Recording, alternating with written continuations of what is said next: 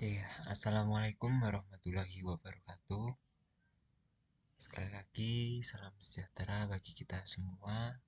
Selamat menyaksikan ya. Di sini aku Nur Anang Mahendra akan memberikan penguatan materi terkait lapisan bumi dan dinamikanya.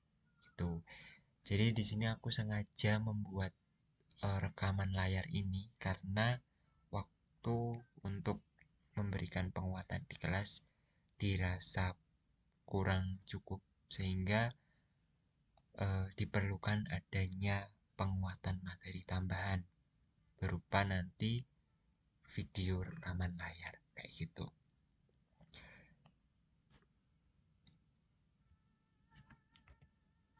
Oke, kemudian untuk aturan pembelajarannya mungkin kalau di kelas seperti ini ya. Kemudian untuk tujuan pembelajarannya sendiri di sini ada 6. Yang pertama itu memahami karakteristik lapisan interior bumi atau lapisan dalam bumi. Kemudian yang kedua, menjelaskan proses terjadinya gempa bumi. Kemudian yang ketiga, menyebutkan pengurangan resiko bencana gempa bumi, baik sebelum, selama, dan setelah bencana gempa bumi itu terjadi. Kemudian selanjutnya ada memahami karakteristik dari lapisan atmosfer bumi, yang mana lapisan atmosfer ini sebagai lapisan eksternal dari lapisan bumi itu. Kemudian yang kelima ada memahami karakteristik lapisan tanah longsor. Kemudian yang terakhir menyebutkan pengurangan risiko bencana tanah longsor baik sebelum, selama, dan setelah bencana tanah longsor terjadi.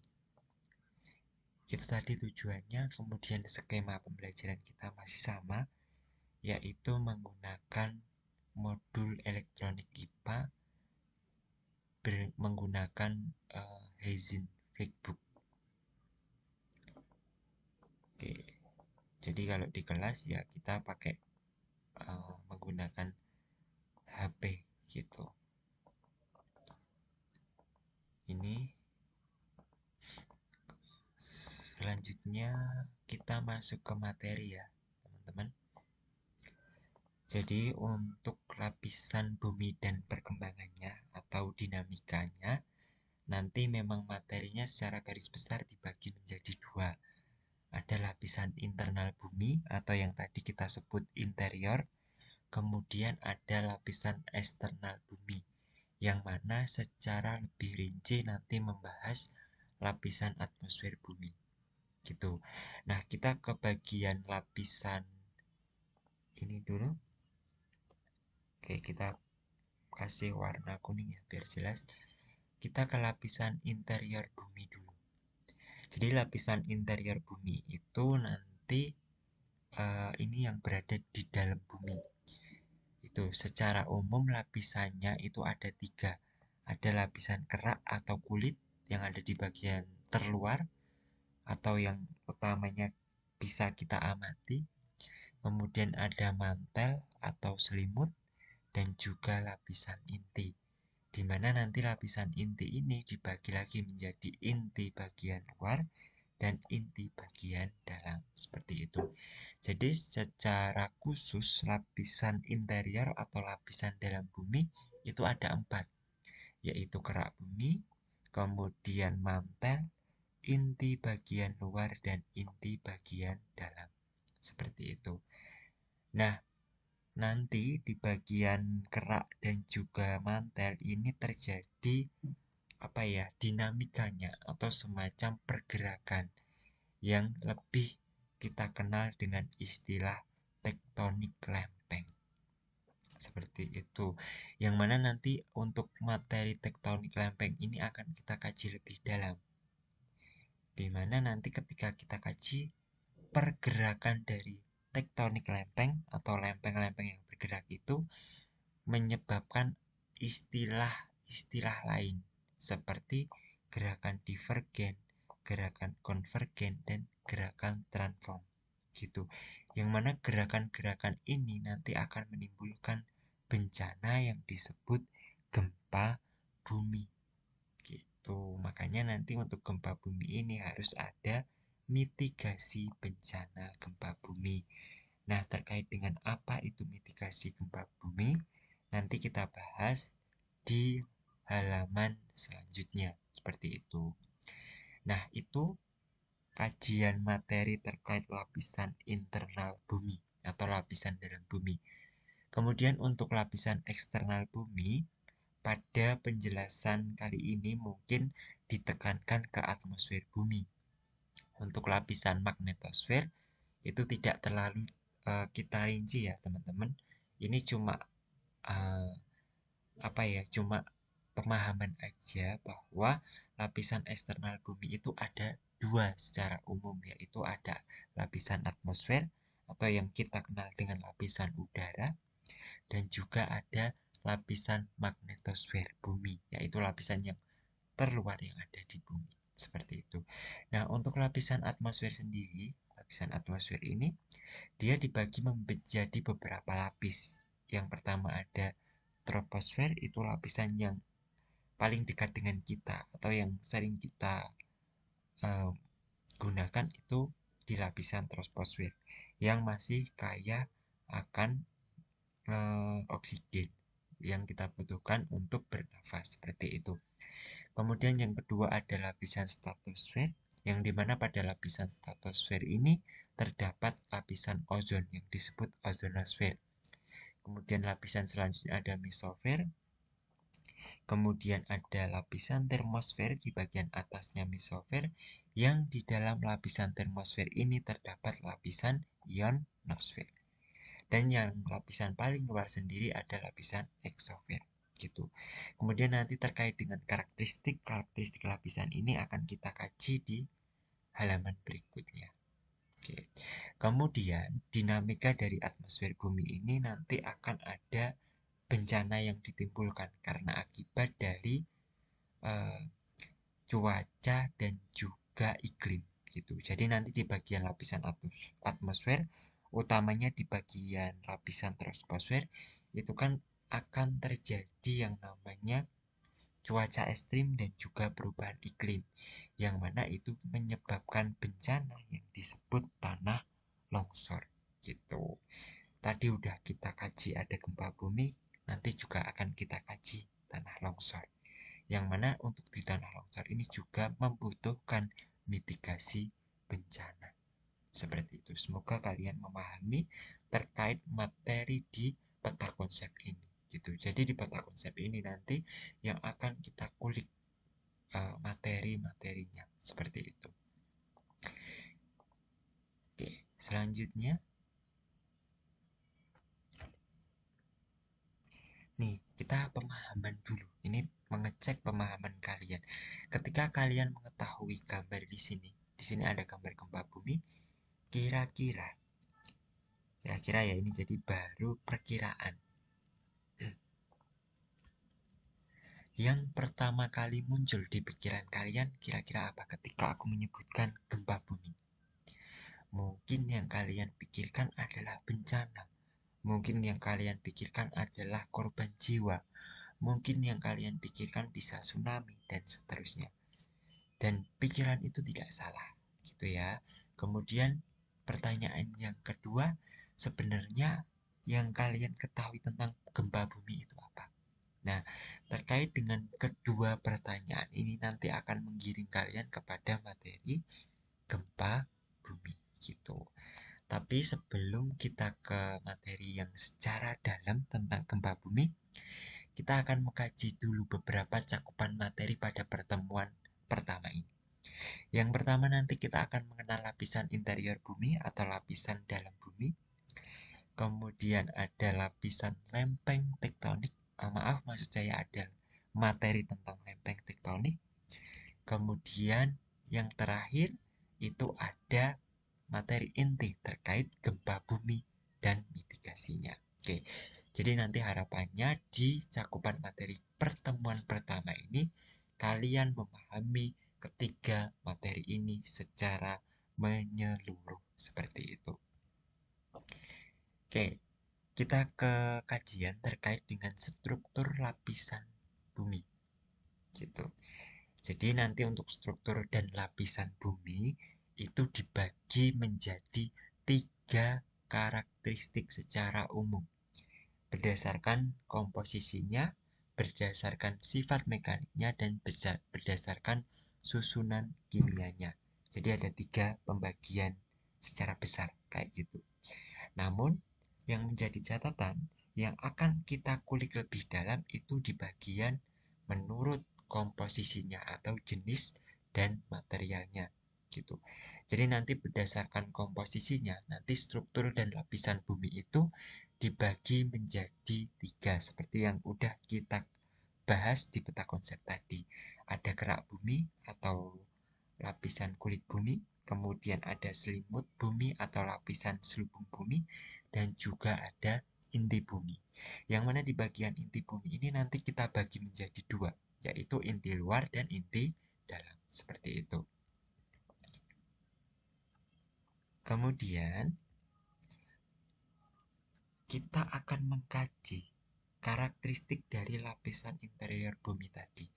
Tadi kan kita sudah jelas ya bahwa yang akan kita kaji adalah di bagian menurut komposisinya atau jenis materialnya gitu. Nah, kita perdalam lagi nih terkait dengan jenis komposisi dan materialnya di bagian gambar ini. Oke. Jika kalian perhatikan, kalian bisa mengamati lebih jeli dari lapisan-lapisan interior bumi itu, lapisan yang paling tebal mana dan lapisan yang paling tipis yang mana. Gitu ya. Nah, secara umum atau secara gamblangnya, lapisan yang paling tipis itu di bagian kerak. Nih, di bagian kulit itu hanya nih yang berwarna coklat ini. Gitu. Walaupun nanti di bagian kerak ini dibagi menjadi 2, ada kerak benua dan kerak samudra, tapi lapisan ini merupakan lapisan interior yang paling tipis seperti itu. Kemudian mungkin kalian juga bertanya, lalu lapisan yang paling tebal apa, Mas? Gitu. Nah, lapisan yang paling tebal itu diduduki oleh bagian mantel. Kalau kalian perhatikan, bagian lapisan mantel ini terbagi menjadi beberapa lapisan. Ada yang utama itu adalah astenosfer dan juga mantel bagian atas yang warnanya nih coklat agak muda gitu. Gitu ya. Nah, jadi astenosfer itu lapisan mantel yang dia agak plastis. Jadi dia agak cair gitu. Kemudian di sini juga ada istilah litosfer gitu. Litosfer itu sebenarnya tanah yang dia merupakan bagian dari lapisan interior bumi yang di dalamnya merupakan gabungan dari kerak bumi dan sebagian kecil dari mantel atau mantel bagian atas gitu. Nah, di bagian litosfer ini nanti penting kalian ketahui karena nanti terkait dengan lempeng tektonik itu mengkaji atau perlu pemahaman terkait dengan lapisan litosfer sekaligus juga astenosfer gitu. Gitu ya. Oke, semoga kalian memahami terkait dengan ini. Kemudian tak lanjut ke berikutnya. Ini masih terkait dengan karakteristik dari lapisan interior bumi. Oke, coba kalian perhatikan di sini ada tanda panah warna hitam. Itu tanda panahnya mengarah ke bawah. Itu berarti urutannya dari lapisan kerak, kemudian mantel, dan inti. Gitu. Jadi kalau kita kaji secara lebih detail, gitu, semakin ke bawah, maka massa jenisnya, ini coba kalian perhatikan, massa jenisnya akan semakin tinggi, sekaligus juga beriringan dengan suhunya. Ini menjadi catatan bagi kalian karena ini penting. Jadi semakin ke dalam inti bumi, itu massa jenisnya semakin tinggi, suhunya makin tinggi pula. Nah, terkait dengan apa itu massa jenis, tak kira kalian udah familiar ya. Jadi massa jenis itu rho sama dengan M atau massa per volume gitu. Itu massa jenis. Jadi massa jenis itu kepadatan, anggap aja sebuah kepadatan suatu partikel gitu. Jadi nanti semakin dalam semakin padat. Itu ya. Oke, selanjutnya kita kaji karakteristiknya secara terpisah. Yang pertama ada kerak bumi. Nah, di bagian kerak bumi ini tersusun dari batuan padat dan tanah. Suhunya bervariasi dan merupakan lapisan paling tipis. Nah, untuk lapisan kerak bumi sendiri nanti dibagi menjadi dua. Ada kerak benua dan kerak samudra.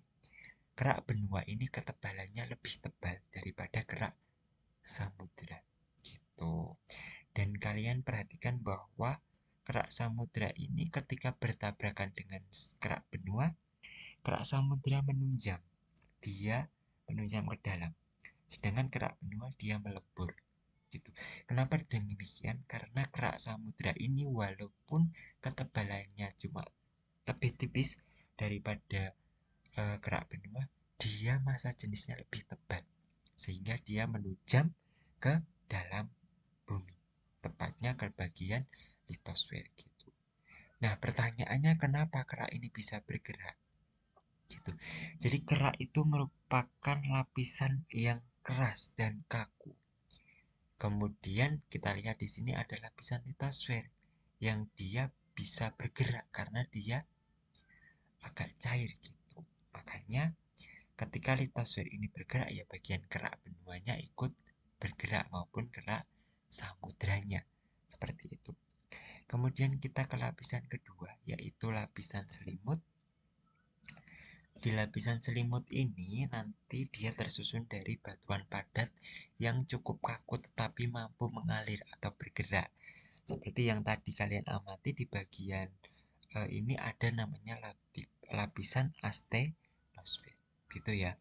Untuk suhunya berkisar antara 2500 derajat Celcius dengan ketebalan sekitar 2900 km dari permukaan air laut.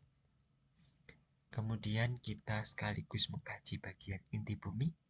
Nanti ada inti luar dan inti dalam. Yang perlu menjadi catatan kalian bahwa inti luar itu bentuknya cairan yang pekat.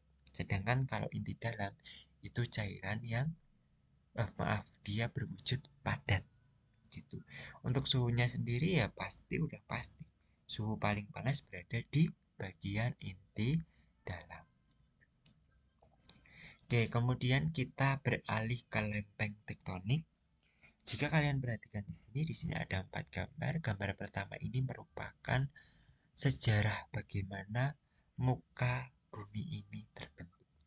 Jadi menurut teori lempeng tektonik dulu, permukaan bumi itu cuma terjadi satu daratan yang disebut benua pagi, di mana lambat laun dia terpecah karena adanya lempeng-lempeng yang terus bergerak menjadi seperti sekarang ada benua Amerika, benua Asia, benua Eropa, dan Australia, serta Antartika. Gitu ya. Jadi lempeng tektonik ini nanti mengkaji terkait dengan bagaimana lempeng-lempeng itu bergerak yang membentuk daratan maupun samudra dengan membentuk muka bumi yang berbeda dari ratusan juta tahun mendatang. Seperti itu. Nah, ini merupakan bagian dari lempeng tektonik dunia.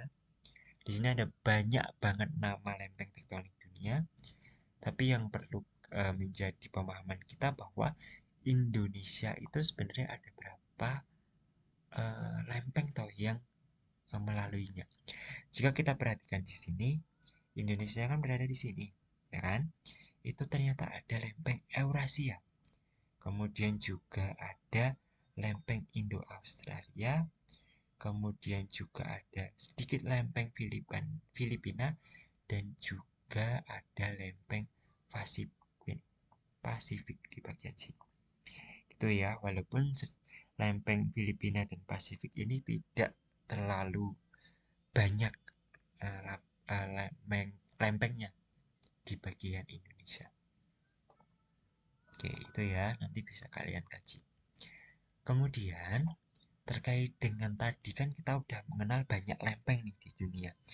Ternyata pergerakan lempeng itu disebabkan karena di bagian mantel bumi itu terjadi perpindahan kalor secara konveksi yang menyebabkan pergerakan lempeng gitu. Oke, gitu ya. Jadi itu faktor yang menyebabkan pergerakan lempeng. Kemudian jenis gerakan lempeng tektonik itu ada banyak. Yang pertama ada gerakan divergen atau saling menjauh. Jadi gerakan divergen jika terjadi antar kerak benua dengan kerak benua nanti menyebabkan jurang atau menimbulkan danau dan sebagainya. Tapi kalau antara kerak samudra dengan kerak samudra karena saling menjauh maka akan menimbulkan yang namanya palung gitu. Kemudian jenis gerakan yang kedua ada namanya gerakan saling mendekat atau konvergen gitu. Jika kalian perhatikan ketiga gambar ini merupakan gerakan konvergen semua. Yang membedakan untuk yang pertama, oke, yang tak lingkari ini merupakan kerak benua dengan kerak benua. Yang mana gerakannya menimbulkan terjadinya pegunungan. Seperti yang ada di sekitar kita nih, ada deretan pegunungan seribu, seperti pegunungan Pajangan. Itu terjadi karena ada kerak benua bertemu dengan kerak benua gitu. Kemudian ada juga kerak samudra bertemu kerak benua menimbulkan juga palung dan juga barisan gunung api gitu. Kemudian antara kerak samudra dengan kerak samudra akan menimbulkan gunung api bawah laut maupun kepulauan vulkanik gitu. Itu kemudian yang terakhir, ini yang penting. Yang terakhir itu gerakannya adalah gerakan transform atau bergesekan gitu. Nah, gerakan transform sendiri nanti ada sesar geser, sesar normal sama sesar terbalik gitu. Nah, rata-rata nanti di bagian sesar inilah yang menimbulkan bencana yang namanya gempa bumi gitu. Jadi secara umum gempa bumi itu disebabkan karena getaran di bagian sesar tadi atau pelepasan energi gitu. Walaupun gempa bumi juga bisa disebabkan karena ini bagian ini yaitu gerakan divergen, konvergen maupun gunung api di sini. Gitu. Nah, pergerakan lempeng melepaskan sebuah energi yang mana nanti menimbulkan gelombang seismik yang bisa merambat ke bagian dalam bumi maupun ke permukaan bumi. Yang mana untuk di bagian permukaan bumi nanti dikenal yang namanya gempa bumi karena gelombang seismiknya di permukaan bumi menimbulkan kerusakan. Gitu. Itu ya. Kemudian nanti terkait dengan gempa bumi ini atau gelombang seismik ini nanti akan dikenal istilah epicentrum maupun hipocentrum. Jadi kalau epicentrum itu gelombang seismik yang sampai ke permukaan bumi atau disebut titik gempa di permukaan bumi. Kalau hipocentrum itu titik gempa di dalam bumi. Ini yang menjadi catatan bagi kalian ya. Oke. Selanjutnya kita ini ada gambar sebuah monumen. Ada yang tahu ini monumen apa? Oke, tepat sekali. Ini merupakan monumen peringatan gempa bumi tahun 2006. Ini tepatnya di Dusun Protobayan, Pundong, Bantul, Daerah Istimewa Yogyakarta gitu. Jadi monumen ini sebagai tugu peringatan bahwa dulu di sekitar sini, di sekitar desa Protobayan, tepatnya eh, sekitar berapa meter itu ada titik epicentrum gempa bumi 2006 yang cukup menghebohkan dan cukup memakan kerugian yang cukup besar di utamanya di DIY gitu, baik korban jiwa maupun korban material Lalu sebenarnya apa tuh gempa bumi itu? Jadi gempa bumi itu bisa dikatakan getaran atau getar-getar yang terjadi di permukaan bumi akibat pelepasan energi dari kerak bumi atau dari lempeng-lempeng yang bergerak gitu. Nah, terkait dengan adanya gempa bumi ini kita harus tahu yang namanya mitigasi bencana. Jadi mitigasi bencana adalah serangkaian upaya atau ikhtiar kita untuk mengurangi resiko bencana. Baik melalui pembangunan fisik dapat berupa membangun gedung atau rumah yang tahan gempa maupun penyadaran dan peningkatan kemampuan menghadapi ancaman bencana. Itu bisa dengan pengenalan terkait dengan bagaimana penyelamatan maupun juga edukasi terkait bagaimana mengungsi, bagaimana menyelamatkan diri dari bencana dan sebagainya. Oke, terkait dengan mitigasi atau kesiapsiagaan nanti ada 3 tahap yang intinya. Ada pra bencana atau sebelum, ada tanggap darurat dan pasca bencana atau setelah. Jadi untuk pra bencana itu ada kesiapsiagaan, ada mitigasi itu sendiri dan ada perencanaan. Kemudian saat tanggap darurat, saat bencana, kemudian saat pasca bencana nanti ada pemulihan, rekonstruksi bangunan dan apa? Oke, dan nanti juga rekomendasi-rekomendasi kepada pemerintah terkait dengan kebijakan yang tahan atau tahap yang memperhatikan kesiapsiagaan menghadapi bencana gitu. Nah, kenapa kok ini penting? Karena kita tahu sendiri, kita hidup di Indonesia, terutama di daerah istimewa Yogyakarta, yang kita harus bersahabat dengan bencana, terutamanya bencana alam seperti gempa bumi. Makanya materi terkait mitigasi bencana ini sangat diperlukan bagi kita. Gitu. Kemudian ini merupakan mitigasi, contoh-contoh mitigasi bencana untuk gempa bumi ya. Nanti bisa kalian simak satu persatu. Ada pra bencana, ada saat bencana, dan ada pasca bencana. Dah, mungkin itu ya terkait dengan materi ini. Semoga kalian memahaminya.